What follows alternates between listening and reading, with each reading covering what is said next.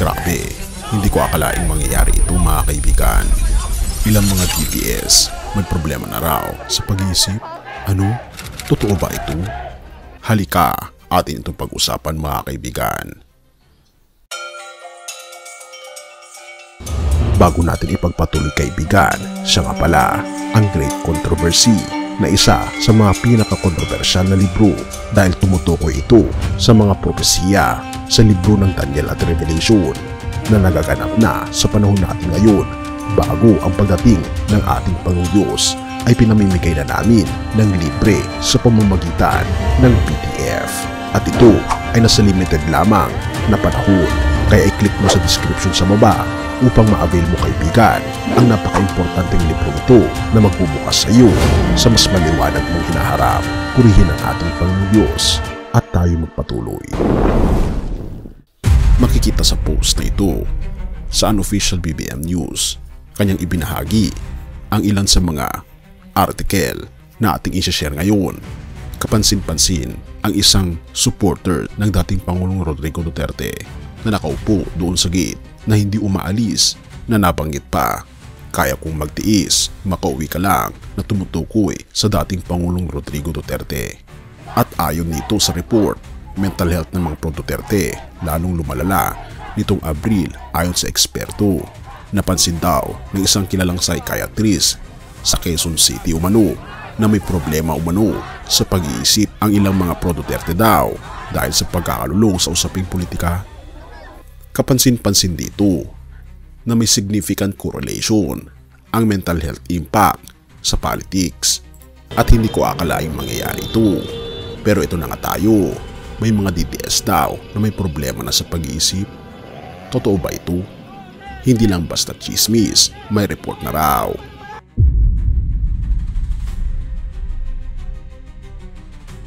Habang abala ang buong bansa sa pag-aaway sa social media, isang mas tahimik ngunit mas malaking krisis ang sumisingaw sa likod ng bawat post. Mental health ng ilang diehard Duterte supporters umano daw ay lumalala na. Ayon sa mga eksperto, hindi lang ito basta stress. Ito na ang seryosong emotional distress na dulot ng political collapse ng mga tinitingala nila. Isa na rito ayon sa Wikipedia ang pagkaka-aresto ni dating Pangulong Rodrigo Duterte dahil sa kasong crimes against humanity. Ayon din sa Al Jazeera, isama pa dito ang impeachment kay VP Sara Duterte dahil umano sa pagkikipagsabuatan laban kay Pangulong Marcos. Pero ang mas malala, hindi lang politika ang nasisira, kundi pati na ang kaisipan ng ilan sa mga pinakamatapat nilang taga-suporta. Sabi ng mga eksperto mula sa Inquirer Opinion, ang biglang pagbagsak ng political figures ay may direktang epekto sa emosyon ng mga taga-suporta. Una, marami raw sa mga DDS ang makakaranas ng paranoia, anxiety at pagkalito. Gayun din, may mga nagiging aggressive online na parabang bumagsak ang kanilang mundo. Gayun din, may mga nawalan ng gana sa trabaho. May ilan daw na tuluyang humiwalay na sa realidad.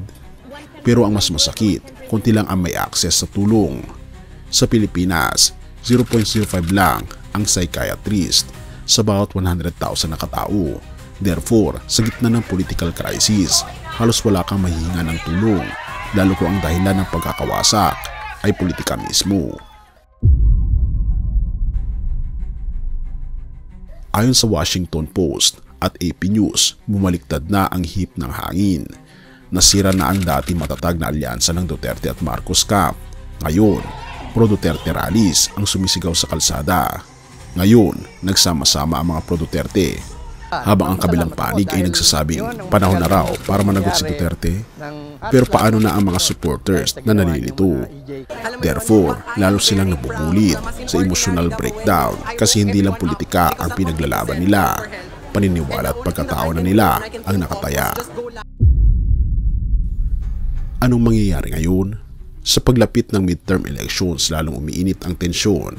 Ang resulta ng trial ni Duterte sa International Criminal Court at ang impeachment case ni Sara Duterte ay magtatakda kung saan tutungo ang bansang ito. Pero habang nag-aabang ang buong bayan, marami ng DDS ang hindi na makabangon sa mental at emosyonal na pagkabigo. Sabi ng diplomat, kailangang kumilos ng pamahalaan at civil society para tugunan ang epekto ng political stress sa mga mamamayan.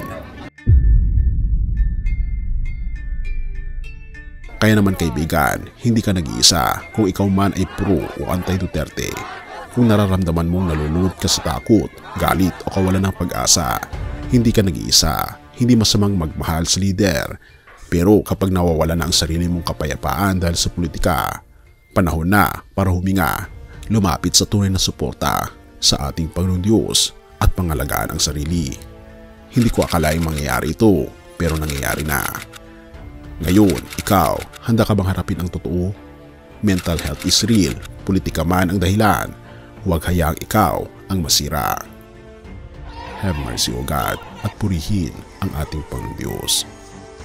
Kalapati ko na nasa mga bitak na malalaking bato, sa lihim na dako ng dalisdis, ipakita mo sa akin ang iyong mukha, iparinig mo sa akin ang iyong tinig, sapagkat ang iyong tinig ay kaibig-ibig at ang iyong mukha ay kahali-hali na. Awit ni Solomon 2 verse 14. Kaibigan, sa gitna ng mga pagkakagulo ng mundo, pati ng politika, marami ang nawawala sa sarili, nalulunod sa takot at nawawala ng saysay ang buhay. Parang nasira ang pundasyon ng kanilang pagkatao dahil sa pagbagsak ng kanilang mga iniidolong pinuno. Pero ang paanyaya ng ating Panginoong Diyos sa pamagitan ng ating Panginoong Jesucristo ay malinaw. Lumapit ka sa akin, ipakita mo ang iyong mukha, iparinig mo ang iyong tinig. Sa awit ni Solomon, inilalarawan ang masidhing pagmamahalan na magkasintahan. Ngunit ito rin ay larawan ng pagnanais ng ating Panginoon Diyos na maging mapalapit sa kanyang minamahal, tayo.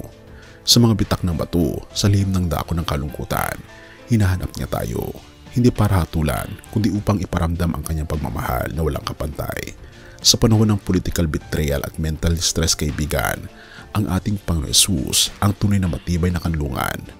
Hindi si Duterte, hindi si Sara, hindi si PBBM, hindi ang sinumang leader. Tanging ang ating Panginoon Jesus lamang ang hindi magpapabagsak sa iyo. Dahil sa kanyang kapangyarihan at sa kanyang walang hanggang pag-ibig ay inuhubog niya tayo. Purihin ang ating Panginoon Diyos at tayo manalangin. Ama naming Diyos na makapangyarihan sa lahat, sa gitna ng kaguluhan sa aming paligid, sa pagpagsak ng aming mga inaasahan, lumalapit po kami sa iyo. Ipakita niyo po sa amin ang iyong mukha. Iparamdam niyo po sa amin na hindi kami nag-iisa. Palitan niyo po ang aming pagkabigo ng kapayapaan at ang aming pagkalito ng katiyakan. O aming Panginoon Diyos, kayo lamang ang tanging hari ng aming mga puso.